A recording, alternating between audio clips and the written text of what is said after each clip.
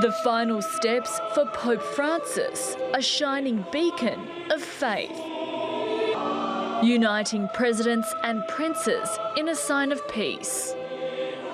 And some would think Francis is already working miracles from the heavens. Trump and Ukrainian President Volodymyr Zelensky even taking a moment to meet in Vatican City prior to the service over peace talks. At least 250,000 men, women and children from all cultures and walks of life, all paused to bid farewell to the 266th Bishop of Rome.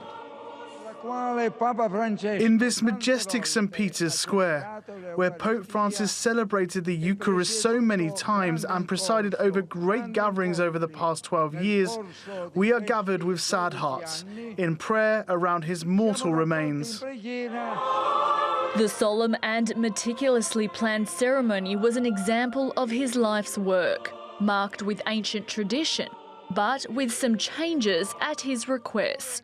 A simple wooden coffin symbolising his devout choice away from luxury and discipline as a disciple of Christ. Readings and prayers were represented by different cultures. Cardinal Giovanni Battista, who led the Mass, combined the sermon into a eulogy, highlighting the Pope's plea to end the suffering for millions around the world.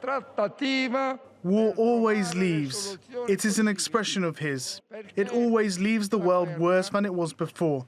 It always is a painful and tragic defeat for everyone. Build bridges, not walls, was an exhortation he repeated many times. He acknowledges the Pontiff's choice to be named Francis after Francis of Assisi, calling him a pope among the people. It was clear that so many people really loved Pope Francis and the legacy he left for us, and not only for the Church. We will miss him dearly. He was such a sweet soul, very kind. I've met him several times and always very welcoming. As Pope Francis's coffin returned inside St. Peter's Basilica, beginning the final journey, pilgrims far and wide held up banners donned with Grazie Francesco, thank you Francis. The bells of Vatican City continued to chime as pallbearers consisting of prisoners and homeless people carried Pope Francis into the Basilica, Santa Maria Maggiore, for a private burial. Again breaking with tradition, becoming the first pope in 120 years to be buried outside the Vatican.